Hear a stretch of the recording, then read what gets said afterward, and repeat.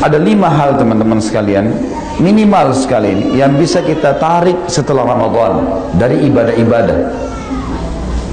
Yang pertama adalah puasa.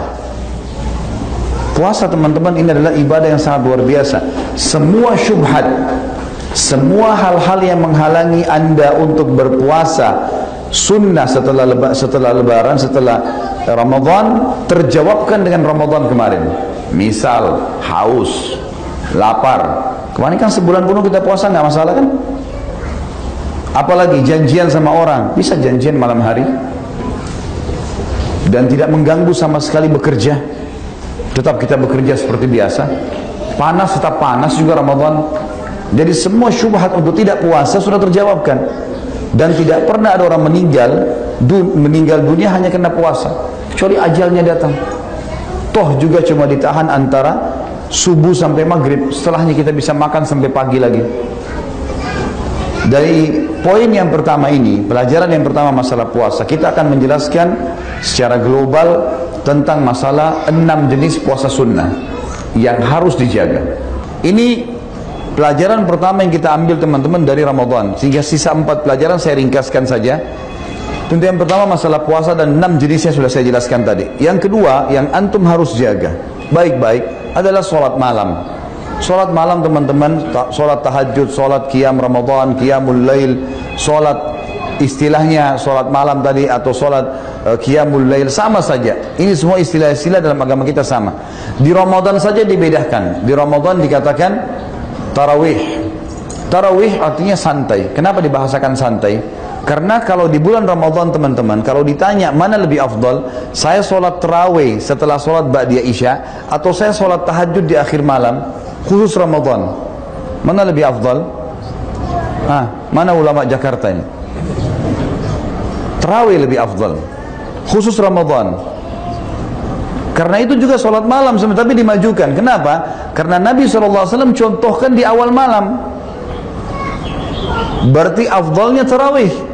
Makanya kata para ulama, beranjak daripada hadis Nabi SAW yang sahih riwayat Imam Ahmad, siapa yang sholat qiyam Ramadan, sholat tarawih itu sampai imamnya bubar, dicatatkan baginya pahala sholat semalam suntuk.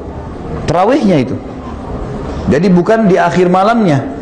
Jadi kalau teman-teman bilang saya di Ramadan saya sholat tahajud aja deh, enggak, Anda meninggalkan afdaliyah. Mestinya tarawih.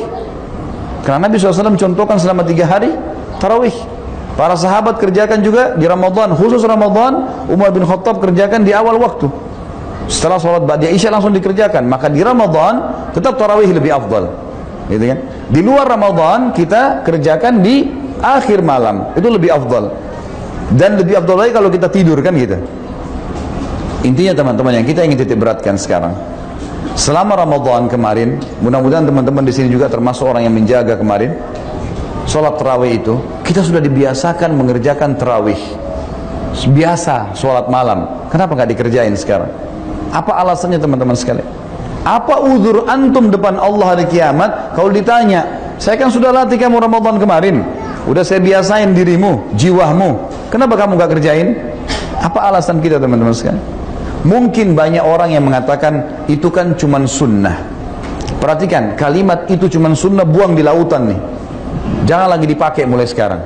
Kalimat ini teman-teman secara zahirnya benar, tetapi secara hakikinya ini menjauhkan kita dari ibadah. Itu kan cuman sunnah, artinya tidak usah dikerjain. Lalu untuk apa disyariatkan? Ingat, amal sunnah bermanfaat membantu amal wajib kita. Hadis Bukhari menjelaskan masalah itu. Kata Nabi SAW, awal amal dihisab hari kiamat adalah solat. Kalau solat baik maka akan membantu yang lain, kalau buruk akan mengganggu yang lain. Dan kalau sholat wajibnya ada yang kurang, mungkin kurang ikhlas, mungkin lupa wudhu, mungkin jumlah rakaatnya kurang, maka Allah berkata kepada para malaikatnya, cari sholat-sholat sunnahnya untuk melengkapkan sholat wajibnya. Berarti fungsi sunnah di sini membantu wajib. Dan kata Nabi SAW itu berlaku pada semua ibadah. Puasa Ramadan dibantu dengan puasa sunnah, zakat dibantu dengan sedekah, haji dibantu dengan umroh. Ini fungsinya amal sunnah di situ. Fungsi yang lain adalah hadis juga Bukhari. Kata Nabi SAW, Allah berfirman hadis qudsi, seorang hamba terus mendekatkan diri kepadaku dengan amal-amal sunnah sampai aku mencintainya. Pencipta langit dan bumi mencintainya. Kalau aku mencintainya, maka aku akan menjadi penglihatannya digunakan untuk melihat, pendengaran digunakan untuk mendengar, tangan digunakan untuk menjamah, dan kaki yang digunakan untuk melangkah. Artinya Allah akan mengontrol dan mengawasi dia karena amal sunnahnya itu. Kenapa nggak dikerjain ini? Baik, saya lebih permudah sekarang. Teman-teman, waktu Ramadan kemarin untuk menjalankan puasa Ramadan, sahur nggak? Sahur. Baik. Kira-kira bangun sahur itu berapa jam sebelum subuh? Umumnya lah. Nggak usah dijawab deh, karena terlalu lama. Jemaah saya kalau saya simpulkan teman-teman yang berapa kali saya tanya di pengajian, umumnya jawabannya yang standar 1 jam sebelum subuh. Baiklah, saya bilang Bapak Ibu sekalian, dan sekarang juga saya tanyakan, saya jelaskan kepada Bapak Ibu di sini, selain pengajian saya yang lainnya, sadar nggak kita 1 jam sebelum subuh yang sebulan penuh kita dibiasakan bangun makan itu adalah termasuk sepertiga malam, yang mana Allah turun ke langit bumi, datang ke rumah kita, Allah nanyain, mau minta tobat nggak? Ada saran kamu, mau minta maaf saya maafin, punya hajat sampein, saya akan kabulkan, minta pertolongan saya akan tolong. Kita sudah dibiasakan bangun di waktu itu. Kenapa teman-teman nggak bangun sekarang? Apa alasannya? Waswas syaitan udah standar, ngantuklah, inilah, itulah, gulirkan ibadah. Kita kalau bangun malam ngantuk, coba gulirkan, bangun, wudu, zikir, bangun tidur, insya Allah bergulir, tetap sholat tuh. Dan tidak ada orang mati karena bangun sholat malam. Kata Nabi SAW, biasakan sholat malam karena dia kebiasaan orang-orang soleh sebelum kalian. Dibiasakan. Dan ini memang waktu, kata ulama, ibadah yang paling aman dari riya, sholat tahajud. Karena biasanya kita kerjaan sendirian, gitu kan? Ini harus dijaga teman-teman sekalian. Nabi SAW tidak pernah meninggalkan sholat malam walaupun dalam keadaan safar. Dibiasakan, bangun, gitu kan? Kerjakan sholat malam itu, apalagi waktu mustajab doa. Yang ketiga, membaca Al-Quran. Sudah kita tahu sama-sama. Cuma sayangnya, entah kenapa jarang orang mau amalin nih. Saya kasih retorika sederhana teman-teman sekalian. Dalam satu hari, saya yakin kita buka HP, anggaplah 50 kali. Ngelihat SMS-nya orang, lihat miss call yang masuk. Kira-kira, atau baca WA, Blackberry, Baby, dan seterusnya. Bisa nggak teman-teman sekalian? Mulai sekarang, azamkan dalam diri, setiap buka HP mau baca SMS atau lihat miss call, sebelum pencet untuk lihat dia, masuk ke program Al-Quran, baca 1 ayat saja. 1 ayat saja. Buka, baca 1 ayat, baru baca SMS-nya orang. Silakan. Kalau setiap kali kita buka baca 1 ayat, kalau 50 kali kita punya 50 ayat 1 hari. Dan Nabi SAW mengatakan apa? Iqra'ul Quran, baca selalu Al-Quran. Fa innahu ya'ti syafi'an li ahli yaumil qiyamah. Dia akan datang menjadi penolong bagi pembacanya pada hari kiamat. Mulia sekali. Orang yang selalu membaca Al-Quran, dia termasuk tanda kutip ya, keluarganya Allah. Kata Nabi SAW, ahlullah, ahlul Quran. Atau dalam hadis terbalik, ahlul Quran adalah ahlullah. Orang-orang yang suka membaca Al-Quran, dia adalah keluarganya, tanda kutip ahlullah, atau orang-orang yang diperhatikan khusus oleh Allah.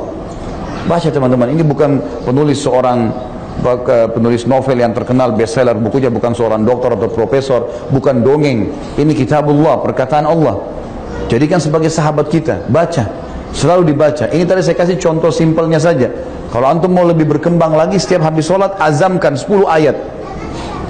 10 ayat saja dibaca. Kalau 5 waktu sholat, 50 ayat per hari. Itu banyak sekali, gitu kan? Kita bisa lakukan, dan para sahabat selalu mengkhatam Al-Quran, dan Nabi SAW memerintahkan mereka untuk itu. Ngerti nggak ngerti artinya khatam. Karena kita diperintahkan untuk mengkhatam. Kalau kita bisa ikuti dengan tadabbur, membaca terjemahnya, bagus sekali. Itu hak yang kedua lagi. Tapi membaca dengan tidak mengerti pun, yang penting bacanya benar adalah ibadah. Ramadan sudah melatih kita untuk itu. Jangan jauh dari kitabullah. Orang yang jauh dari kitabullah dekat dengan syaitan, karena syaitan lari dari Al-Quran. Yang keempat teman-teman sekalian adalah bersedekah. Ramadan kemarin kita tahu ada motivasi untuk buka puasain orang. Kita tahu juga Ramadan ada banyak orang mengalokasikan zakat malnya. Kita tahu ada zakat fitrah, mengeluarkan makanan pokok kita. Sayang sekali kalau kita cuma sekedar mengenang ini di Ramadan. Zakat fitrah yang kita keluarkan, berikan makan kepada orang untuk mensucikan makanan kita. Kenapa Bapak Ibu sekarang tidak praktekin, cari rumah anak yatim dekat rumahnya, lalu tanya berapa jumlah orang di sini anak yatim, anak kecil, jumlahnya misalnya 200 orang, berapa kilo beras yang dibutuhin? 50 kilo, baik dari saya berasnya. Jangan tunggu Idul Fitri. Kita bisa tiap bulan dapat pahalanya orang. Dan kata Nabi SAW dalam hadis Muslim, waktu ditanya tentang amalan sunnah yang besar pahalanya setelah amal wajib apa? Kata Nabi SAW, tut'imut ta'am, kau memberikan makan kepada orang. Wa tusallimu ala man tarif wa man lam tarif, dan kau berikan salam pada orang kau kenal dan kau tidak kenal. Tapi memberi makan ini fadilahnya besar. Terlebih lagi anak yatim ini kalau kita kasih, kata Nabi SAW, diberikan isyarat dengan dua jari beliau, ana wa kafilu yatim kahataini fil jannah. Saya dengan sponsor anak yatim seperti ini di surga. Dempet sama Nabi SAW. Kenapa nggak keluarin itu teman-teman sekalian? Kenapa nggak sedekah? Peringatan saya buat diri saya dan teman-teman sekalian, kapitalisme mengatakan menabung pangkal kaya, Islam mengatakan sedekah pangkal kaya. Beda, nabung sama sedekah nggak bisa ketemu, mustahil. Orang nabung itu nyimpan terus kok. Kalau Islam tidak, keluarin, makin besar yang datang. Harus kita pegang konsep ini, tidak boleh konsep yang satu. Orang kalau nabung pasti pelit, pasti perhitungan untuk keluarin. Karena dia targetnya dari 10 juta, kapan 100 juta, kapan 1 miliar, kapan 10 miliar, nggak selesai-selesai. Mati dibagi oleh ahli waris. Tapi Islam mengajarkan dalam hadis Bukhari, kata Nabi SAW, Allah berfirman, ya ibna Adam, anfik alaik. Wahai anak Adam, bersedekah, berinfak di jalanku, aku akan berinfak kepadamu. Konsep ayat hadis jelas. Keluarkan teman-teman, dan biasakan keluarkan yang besar. Subhanallah, saya temukan teman-teman yang Allah bukakan rezekinya, yang memang kaya raya. Karena kadang-kadang kalau saya umroh, ada yang saya bimbing banyak jemaah saya lihat memang yang kaya raya itu, yang sampai ambil hotel bintang 5 segala macam, memang orangnya royal. Dia suka sedekah. Satu bus jemaah dibeliin kurma ajwa. Ajwa mahal, tapi subhanallah dibagi-bagi sama dia. Bagaimana rezekinya nggak terbuka? Sedekah. Kalau kita subhanallah beli kurma yang cari yang 5 real kalau perlu. Orang pikir 100 real dibagiin. Karena kita masih konsep kapitalismenya dominan ini. Ada di sini hitung-hitungan. Kalau keluarin nanti nggak usah deh, ini aja, lebih baik yang ini. Beliin untuk orang tua sampo, sabun, beliin aja yang merek yang paling murah. Mana yang promo? Padahal di mata Allah balasan pahalanya sesuai dengan kadar niatnya. Berikan yang terbaik, Allah akan kasih yang terbaik. Ingat firman Allah, wa may yuqa syuhha nafsihi fa ulaika hum muflihun. Siapa yang yuqa syuhha nafsi, yuqa itu teman-teman, kalau baju yang ada nodanya dikerik. Siapa yang bisa mengerik dari dirinya sifat pelitnya, perhitungan jalan Allah, mereka orang-orang yang beruntung. Royal memang di jalan Allah itu. Bantu, nggak pakai perhitungan di situ. Allah akan datangkan rezeki yang luar biasa.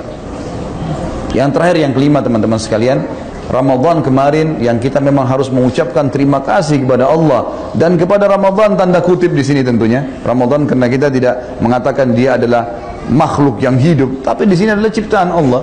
Tanda kutip terima kasih kepada Ramadan. Setelah terima kasih kepada Allah karena kita dilatih oleh Allah sang pencipta melalui Ramadan untuk menjadi manusia yang baik. Dengarkan hadis Nabi SAW, akhlak kita jadi baik, kita jadi lebih santun, tata krama kita jadi baik. Kata Nabi SAW, idza kana yaumus shaumi ahadikum fala yarfuth wala yafsuk wala yaskhab fa in sabbahu ahadun aw qatalahu falyakul inni shaim. Kalau kalian sedang ikuti program Ramadan, begitu makna kalimat saya supaya mudah difahamin. Bahasa Nabi SAW, kalau kalian sedang berpuasa, kalau kalian sedang ikut program Ramadan itu, lagi puasa, banyak larangan-larangan kan? Gak boleh buat maksiat, gak boleh lihat dengar haram, gak boleh lihat yang haram, gak boleh ini semua. Maka jangan rafath. Rafath itu mengucapkan sayang, rindu, cinta sama selain pasangan halal. Bahasanya gak boleh pacaran. Gitu kan? Jangan fusuk. Fusuk itu jabat tangan, pelukan, ciuman, sentuh fisik. Dan jangan sahab. Sahab ini bertengkar, teriak-teriak, ribut-ribut. Kalau kalian sedang diajak bermaksiat atau bertengkar sementara kalian puasa, bilang saya sedang ikut program puasa, saya sedang dilatih sekarang, gak mau. Sebulan penuh kita dibiasakan untuk itu. Mestinya sekarang membentuk pribadi kita lebih baik. Mestinya udah nggak ada lagi nota kosong, nggak ada lagi manipulasi, nggak ada lagi hal yang haram, sudah harus ditinggalkan. Dan teman-teman, kalau Ramadan tidak membentuk Anda menjadi lebih baik, kira-kira kapan? Tunggu apa kira-kira? Tunggu malaikat maut datang? Tunggu stroke yang tiba-tiba datang? tunggu tiba-tiba tabrakan, tunggu tiba-tiba bangkrut usaha. Sampai kata Nabi SAW, maksimalkan waktu kalian sebelum datangnya masa tua, sebelum datangnya penyakit, sebelum keluarnya Dajjal. Diingatkan oleh Nabi SAW, maksimalkan. Maka ini kesempatan emas.